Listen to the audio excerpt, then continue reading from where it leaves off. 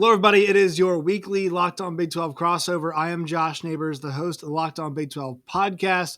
To my right, it is Jake Hatch. He is the host of the Locked On Cougars podcast, covers all things BYU. Below him, it is John Williams. He is the host of Locked On Sooners. He talks all things Oklahoma. To his left, below me, it is Linda Godfrey. She is the host of Locked On Pokes, all things Oklahoma State Cowboys. Tonight, we're going to talk about Big 12 quarterbacks and look at some of the questions facing a conference that's really got a lot of questions when it comes to the most important position. Some saying all of football and some saying all of sports. So we'll kind of get some thoughts on where guys are in the Big 12 right now in terms of quarterback, who's got the most to prove, who's the best guy going into the season, all that stuff and more coming up on today's show.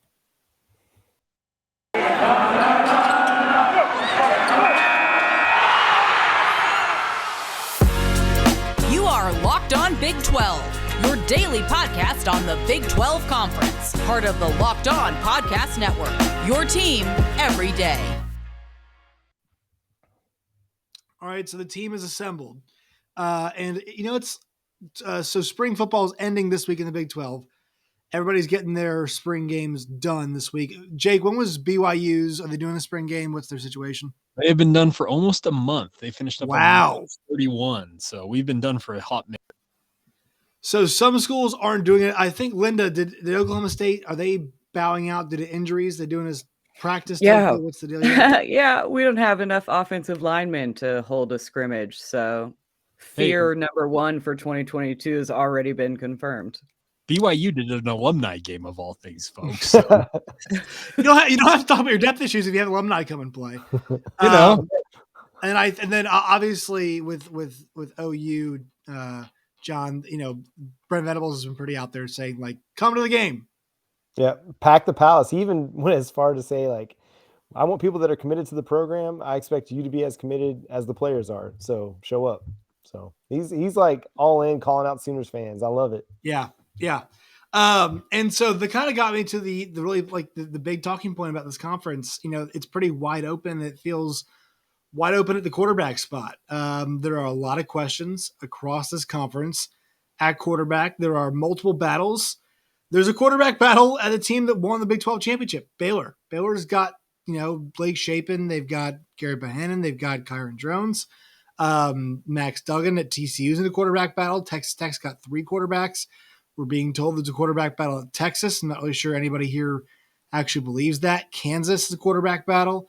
And then at the other spots, there a lot of new guys. Quinn Ewers at Texas, Dillon Gabriel at OU, JT Daniels at West Virginia, Adrian Martinez at Kansas State. So the quarterback position is very much in flux this year. And Linda, I'll go to you first. You would cover the team with the kind of reigning, defending Big 12 first-team quarterback who everybody's like, why isn't he better than he actually is? Yeah, it's amazing how much hate he still gets, just even from like Oklahoma State fans. But here's the thing, like when he has games like he had against Baylor, both games, by the way, against Baylor were his worst games of the season.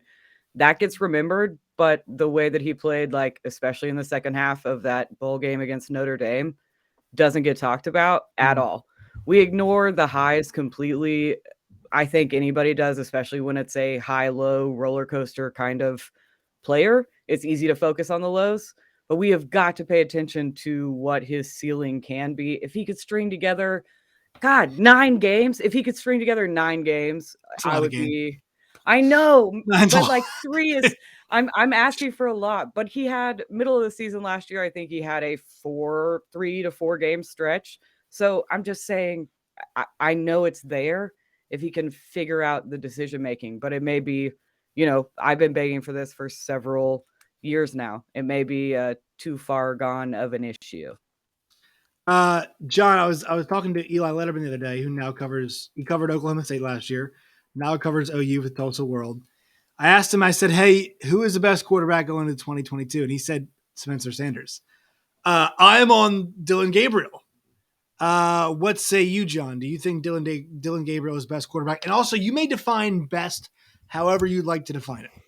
Yeah, I think you look at what he's bringing to the table, just the experience and the production, albeit at UCF. it's hard not to argue that Dillon Gabriel is the best quarterback heading into the 2022 season. I think there's still going to be questions because he's taking a step up in competition. He's going to have to run the gambit of a Big 12 schedule that he didn't have to have in the American. And I think he's going to be good. He's also going to have an improved cast of characters around him as far as the offensive line goes, the wide receivers. But it is going to be a tougher conference to play in. But I think just the skill set, the situation that he's landing in, the talent around him, I think he's the best quarterback in the Big 12. But I thought we had the best quarterback in the Big 12 last year as well, and we saw how that worked out. So a lot of things on paper. No, you just had Oklahoma. The second best quarterback in the Big 12 on your bench. Yeah, and I mean, it didn't win in the conference. So right. I mean, you had arguably both the top two quarterbacks, and they still didn't win the conference. So a lot of things look good on paper for Oklahoma, especially at the quarterback position. But I'm ready to see it play out on the field. I think Spencer Sanders does bring a lot to the table with his experience, but like Linda said, he's a roller coaster ride. Over at Sooners Wire, I compared him to the Texas Giant down there at Six Flags. A lot of highs, a lot of lows. It's a lot of fun sometimes, but by the end of the roller coaster, your head hurts, your back aches. That's the Spencer Sanders experience. Can I ask a question about Dillon Gabriel? Yes. Do you think he's actually 6 foot? Because he looks shorter on film. No, he's probably a nice Kyler Murray 5'11" and a half. Is Kyler? Are we gonna say? I think Kyler Murray's like 5'9". This is awesome. No, yeah, so 5'11" and a half for Kyler Murray. Screen. He's a me 5'10". No, it's I don't know. He might be 6 foot. I don't know. It's hard to tell when these guys are lined up behind he's 6'4" offensive lineman. He's built like Baker. Yeah. He's not quite Jalen, but he's kind of built like Baker was. He is built like Baker because he's listed at 6'2", and so. I would say, like, more often than not, the weight's accurate. The height is not. So you kind of drop the weight down. You're like, oh, that's a pretty thick dude. And it's not not like baby fat. Like my driver's license. Just kidding. I also lied about my height. No, but in summation, I really like what Dillon Gabriel brings to the table. And I think he's going to be a really good fit with a guy like Marvin Mims in particular, somebody who has a really nice deep ball and has a good touch. So I'm excited what Dillon Gabriel is going to bring to the table. Leadership, experience, production. It's going to be good. So, Jake, I'll ask you as somebody who's an outsider here, your thoughts on this conversation. Also, like as somebody who covers BYU, and just had Zach Wilson, like, if we get this thing right, we can come into the league with the best quarterback if things kind of break correctly for us, right? I mean, it's not out of the realm of possibility that if BYU gets the right kind of player at one point in time, they could go into the conference and have one of the best 3 or 4 QBs because the position's kind of in flux. The thing about BYU is they've got Jaron Hall coming back for what is expected to be his redshirt junior season. He's, for all intents and purposes, this is going to be his final year in Provo, but he'd be one of the top quarterbacks going into the Big 12 if he were going to stick around for another year when BYU goes into the conference. I can tell you this much, just going back to the Dillon Gabriel thing for a minute. I was at the bowl game that Zach Wilson played against UCF. Dillon Gabriel was the starting quarterback for UCF that night. I saw the two of them stand together. I've stood next to Zach Wilson enough. I know that he is all of 6'2". If Dillon Gabriel is more than 5'10", I will be stunned. Let me just insert that there. But regardless, he's a good quarterback. Dillon Gabriel is. Yeah.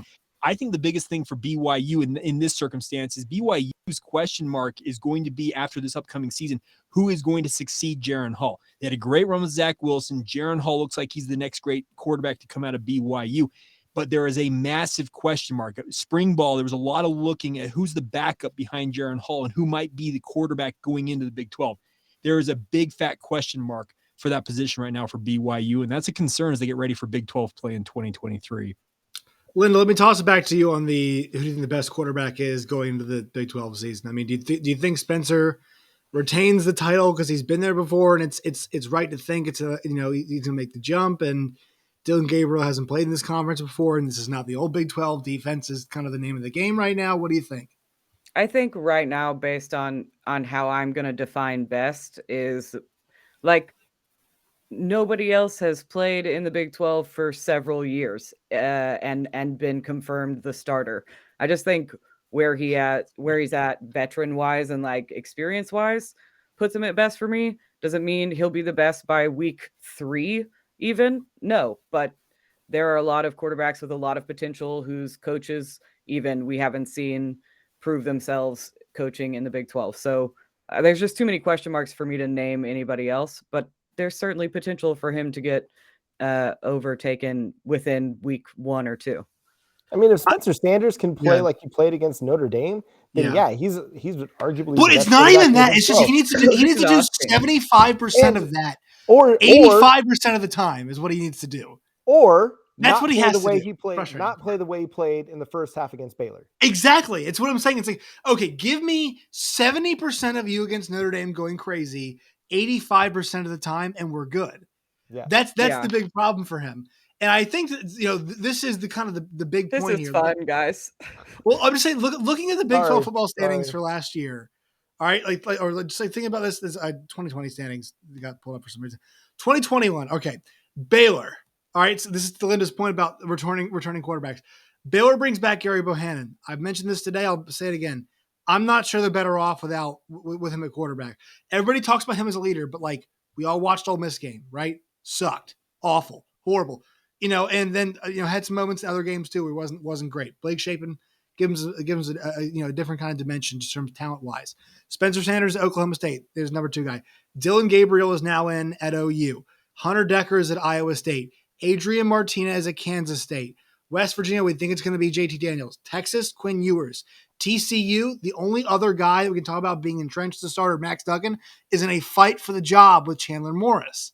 All right. Go rest of the way down the line. Texas Tech, they've got guys who, they've got 2 guys in Tyler Shuck and Donovan Smith who played some last year, and then one of the best recruits they've ever had in Baron Morton. And I don't know who's going to win that job. And you can't say any 3 of those guys were entrenched as a starter last year. Also, you could maybe make the argument Jason Bean was at Kansas, but I actually think Jalen Daniels is a good quarterback, and I really think he's a better option. But actually, I'm glad KU's got 2 decent options at quarterback. It's very thumbs up for KU. Amazing. So, Linda, you're totally right.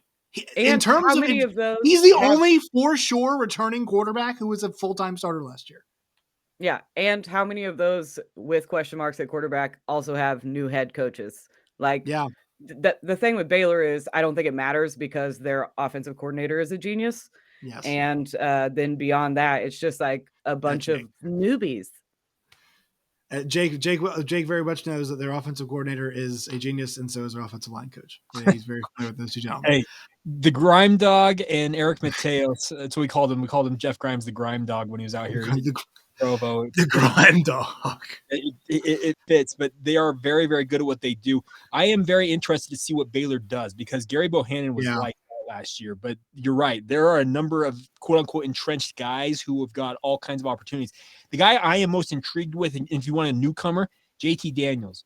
What is it all about really? Because USC, he had his moments. Georgia, it seemed like he had a moment, but we'll see what happens. He's reuniting with Graham Harrell out there in Morgantown. I'm really intrigued to see what he does. Let's hit that 1 second. Built Bar. Today's show is brought to you by Built Bar because I think you hit a point that we're all going to get to because he's the guy I'm looking at right now. Go to built.com today. It's built.com. Promo code LOCKED15 for 15% off at built.com today. Built Bar's got 130 calories, 4 grams of sugar, 4 net carbs, and 17 grams of protein. They've got mint brownie, coconut, almond, and new this month, white chocolate cookies and cream. I think they still have that. Go to built.com today. Once again, built.com, promo code LOCKED15 for 15% off at built.com on their Built Bars, Built Go, Built Boost, all of those things. Check it out, built.com. All right, so this brings up the next question, and I thought about this today, which Big 12 quarterback has the most on the line for them this year? But I mean, you think about this in terms of a career sense, right? Quinn Ewers has time left. Spencer Sanders went to a Big 12 championship game, so maybe if it doesn't totally work out, I think at worst it ends in they win 8 games this year and whatever. He was an average quarterback at the end of the year. Dillon Gabriel still has success behind him. JT Daniels is a guy that is a 5-star talent, no doubt. Was part of the, think about this, part of the Trevor Lawrence class, right? Justin Fields class. Those guys are going into year number 2 in the NFL when he is going to be playing this year in West Virginia. He goes to a place where he is reuniting with his college, his first OC, Graham Harrell. But the talent has got me. I'm really, really concerned about the talent level that West Virginia has. This is not a team where I think, I imagine the reason why he's going there is obviously Graham Harrell, but like that's a lot of faith to put in your OC, especially when I'm not really sure who the guys are and they're going to be catching passes from you or blocking for you or running the football behind you. They've got a lot of questions, and to me, this is the guy because of the talent level. You might say Quinn Ewers, Texas, whatever, but like this is a guy, JT Daniels, who as a 5-star talent, who's really never gotten the chance to show himself. Like this is it. This is make or break. I'm sure if things go average for him this year, he might still have a pro career. But if we're going to talk about JT Daniels, the talent, the player who's got X amount of ability, named with guys like Trevor Lawrence and Justin Fields, this is it. I mean, Linda, is there a case for anybody else with the most pressure on them besides him? No, I don't think so. And I think it's a lot of pressure. And like you said, West Virginia's team is not good. And I don't trust the coach at all. It was a very interesting decision. But like my only note was, I guess he's following his offensive coordinator, because that's like the only thing that makes any sense at all. Yeah, right. Like the weapons, like Missouri's got better weapons. I think Oregon State was another one, but like Oregon State plays in a worse conference. So, the Pac-12 North, besides Utah and Oregon's obviously there too, but like people like what Jonathan Smith's doing. Nobody wants to go to Corvallis, Oregon. Let's be real about it. Hey, they're building the new stadium, allegedly, after Jonathan Smith blew up the old one. I mean, John, any argument for Quinn Ewers here? I mean, you could say Quinn Ewers, but it's a different kind of pressure. It's not the same. It is a different kind of pressure. And then they just landed, I'm going to butcher his name, Agiye Hall from Alabama. I think it's Ajay. Thank you, Ajay.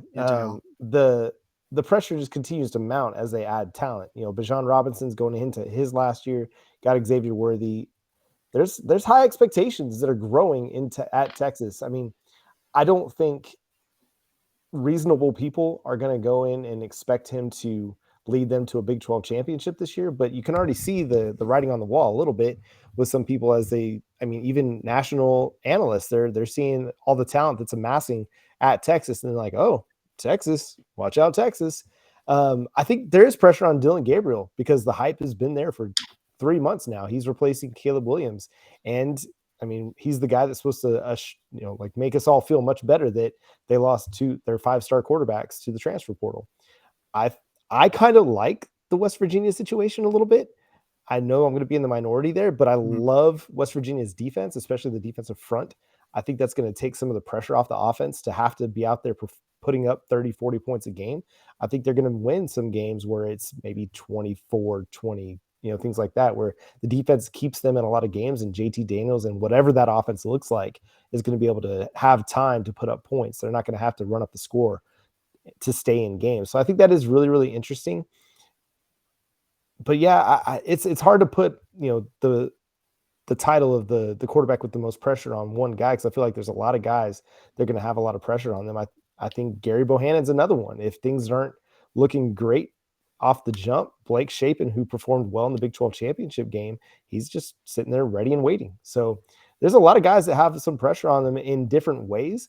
But I do think Quinn Ewers is going to have a lot of pressure on him because of the hype that's followed him from high school to Ohio State, now to Texas, the NIL deals, and just what Texas is generally speaking. But he hasn't played a snap yet. That's my thing. He hasn't played yet. Oh, did he play it all last year? I'm not even sure he got into any games. I'm not sure if he played any games. He didn't play any meaningful snaps, at least.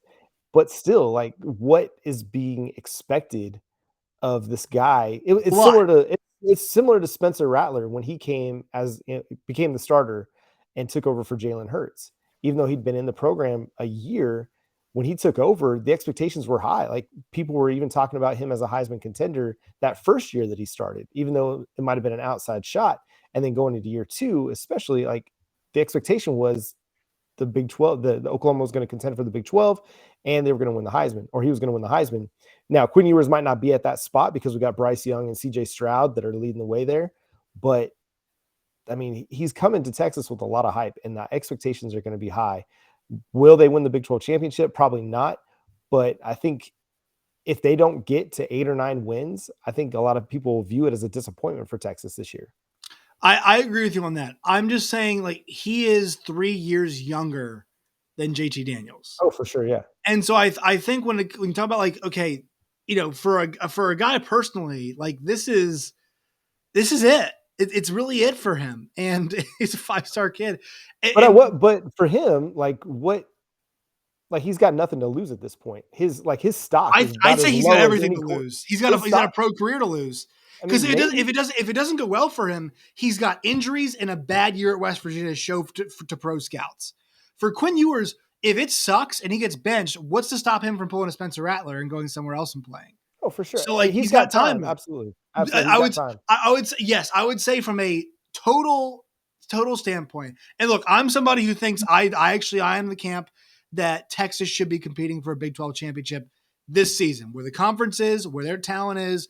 They should be there right now. And it would be a disappointment. That's sure. But also what I could tell you next year at this time when you and I are talking is that he is now 20 years old.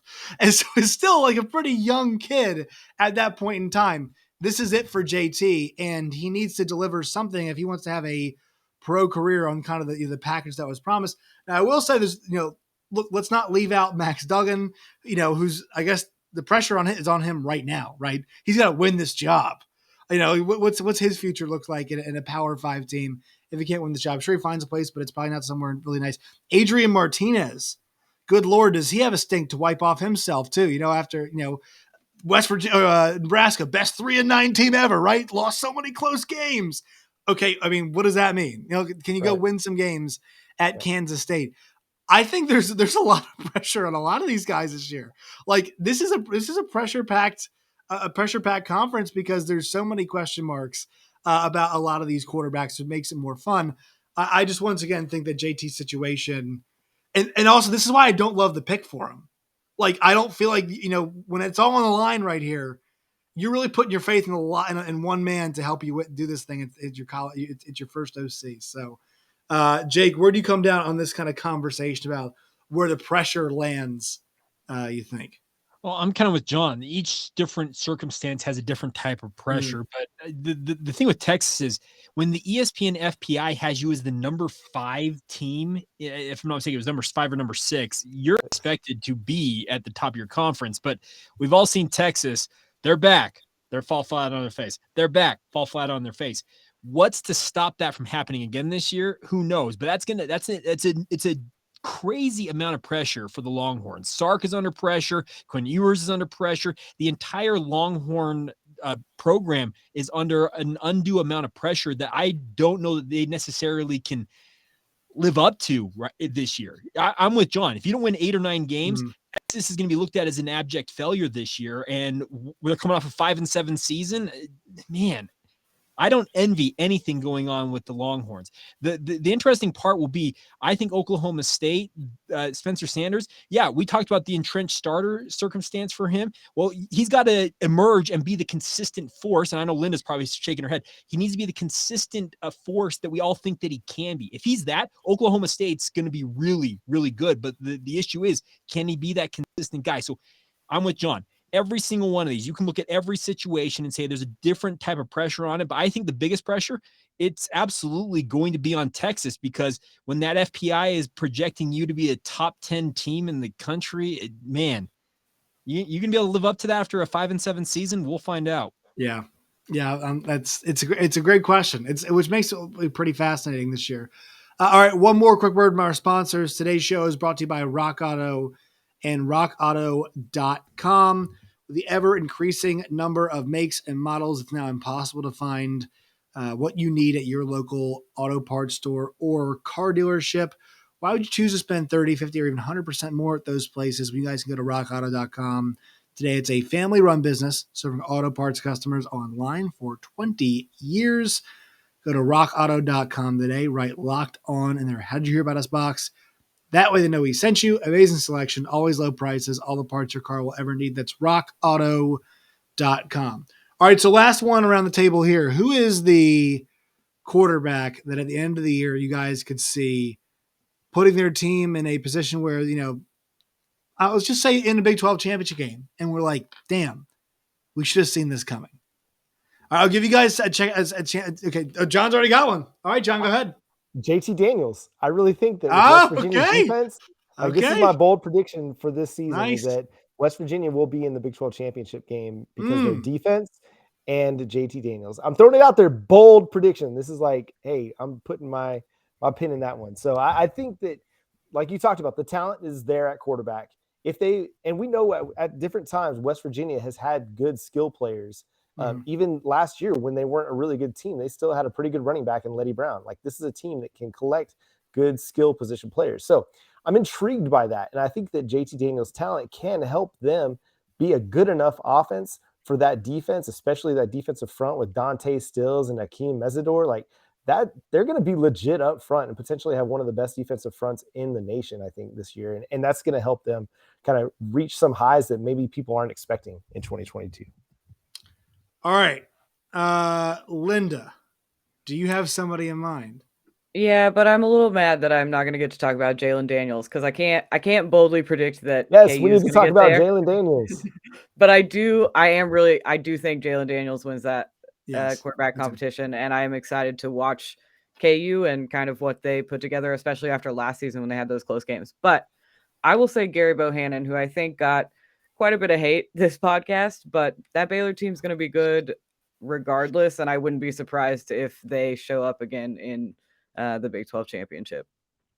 Like he just needs to get like 20% better, and then I look like an idiot. And I'll be like, okay, yeah. I was right.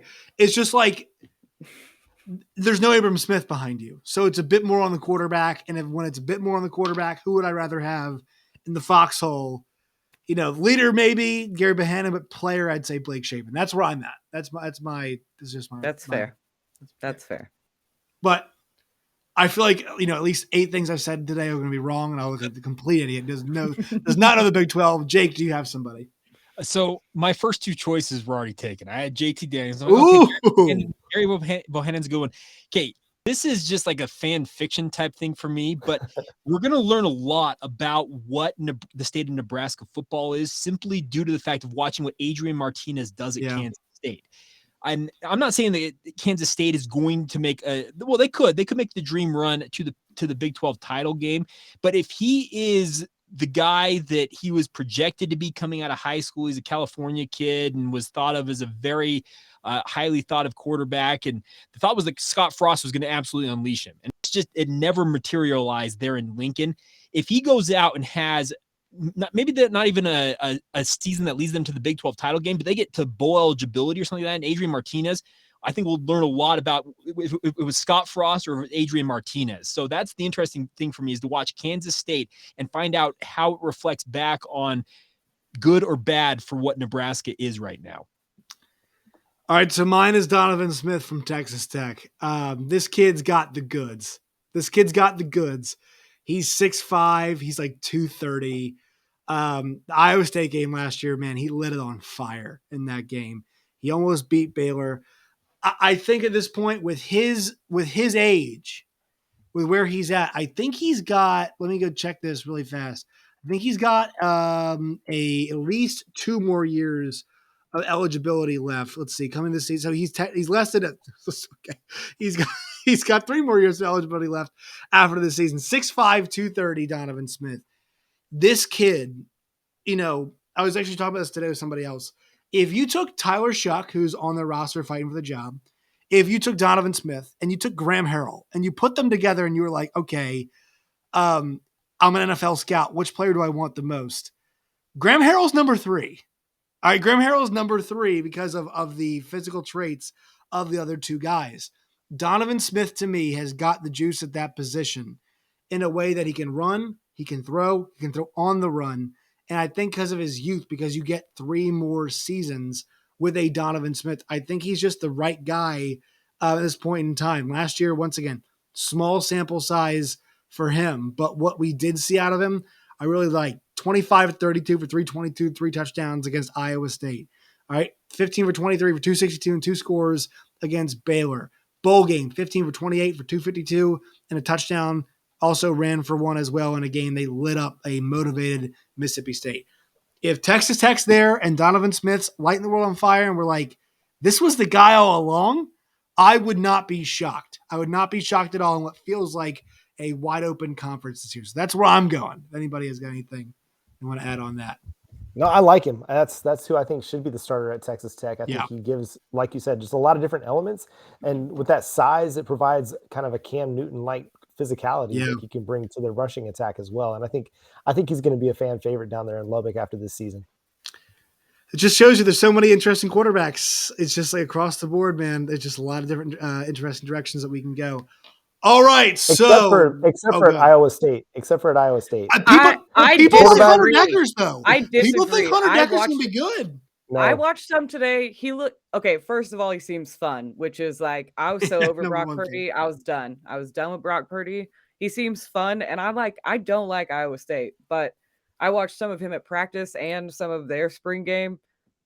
Kid can scoot. That's all I'm saying. Well, you know what's interesting because they just got another kid. They just got a kid, JJ Cole. He does throw a little high. Who's a 4-star. I think Deckers also is a 4-star. So say what you want about what Iowa State is, but they're still getting quarterbacks there. And they still have Matt Campbell. Let's also Matt Campbell. The dude just gets results. Like this is going to be the 8-4 season this year. Everybody's like, wait, they went 7-5 last season, went 8-4 this year, which is like, it's just one of those weird things. But this is the talk of the offseason. Matt Campbell has got everybody right where they want to. We did not touch on Iowa State once. I mentioned Hunter Deckers earlier today, and I guarantee you in December we'll be like, okay, Oklahoma versus Iowa State Big 12 championship game. Can't wait. Matt Campbell's got him back there. Okay, so last thing we have to touch on today. John, you can mute yourself if you want to. Did everybody see Colin Cowherd's comments today about Shaq gonna do it? So let me go read the actual tweet today because this was gold. I put it to all of you guys. He's clearly doing a bit now, which is the one thing that I think we all have to understand. Why is it my thing is not? Bits are supposed to be funny. Yeah, but I find this actually funny. I think the fact that people are so triggered by this, I find this hilarious. He's playing the role of the ostentatious USC fan perfectly. Let me be very which let's be honest, he went to Eastern Washington, which makes this even funnier. Yeah. This is what Colin Cowherd said, quote, "Feel bad for at OU football. USC," he doesn't even tag USC, just tags OU. USC going to need about 18 months, and they'll be flying past them, around them, over them. This recruiting class will be otherworldly. Best offensive HC in college with these weapons. Can't quit smiling. So John's blocked Colin Cowherd. Is this correct? Yes, I can't stand the dude. He was obnoxious before Lincoln Riley went to USC. It's gotten to 100 since Lincoln Riley's gotten to USC. And the only reason he cares about Lincoln Riley is because he's at USC, because he's in a West Coast media market. I think it's because OU fans react. I think it's actually what it is. Yes, he's definitely playing the Stephen A. Smith, I'm going to get the Dallas Cowboys fans to react thing very well for Fox Sports with Colin Cowherd and Lincoln Riley and USC and Oklahoma. It's stupid. It's entertaining for sure if you're not part of it. The thing that I find obnoxious about it is this guy is viewed as a media icon. Like, he's got a big media show. He's part of the major media. He's been doing this for 20, 30 years. And then he stoops to the lowest common denominator of entertainment. And it's just super frustrating. It's part of the reason I can't watch First Take with Stephen A. Smith or whatever the Shout It Out Loud show is with Skip Bayless and Shannon Sharp. It's just lowest common denominator sports talk that it cheapens everything that legitimate reporters, legitimate news people, and media people are trying to do. It's not legitimate though. It's a bit. He's doing a bit. He's doing a bit, but not everybody sees that. They're like, you know who doesn't see it? Oklahoma fans. Oklahoma fans have missed it. My guy Dusty Dvorak today did 15 minutes on this stuff to start the show. It's like, who do you think he added OU football for a reason? Why is there no ad for USC football? Because he knows all of you all are like, we're so angry about this. No. You guys are saying it's hilarious. Colin Cowherd doesn't know anything about football. It's the professional wrestling of sports media, and I love professional wrestling. But what does he know about college football? He's playing the heel perfectly, and it's working, and it's got me triggered. And I wasn't going to talk about it on the show, but here I am, Josh. You got me started. Jake, here's the thing: it's like, Jake, the one thing that I think everybody's missing through all of this is like, okay, they're going to be the Pac-12, so they're probably going to win 9 games, right? They'll probably win 9 games in the next couple years or so. I don't want to hear about Arizona. Jed Fish doing a great job. I love Donovan Smith. He's great. Stanford, here they come. Great recruiting class. No, just stop it. They're gonna if USC is USC, or even the third of what US, 2/3 what USC used to be, they should go 9-3, and they should probably win the Pac-12 South. They should probably be in the Pac-12 championship game. All right. The one thing I don't think anybody's talking about is why are we not mentioning the fact that the problems for Lincoln Riley's teams at Oklahoma will probably persist at USC? Defensive line. The people aren't big enough on the team. They can't compete in those situations. Everybody's complaining about this. Actually this is just some Colin Cowherd and everything.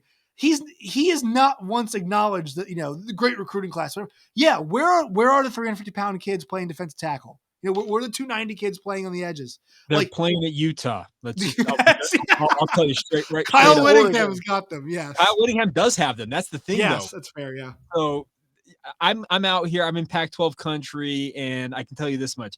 Utah is salivating at the coverage that USC is getting because it lets the Utes, who are the defending Pac-12 South and Pac-12 champions overall, they just sit back and say, yeah, give them all. Do you think Kyle Whittingham's sticking around just to kick Lincoln Riley's ass a couple times?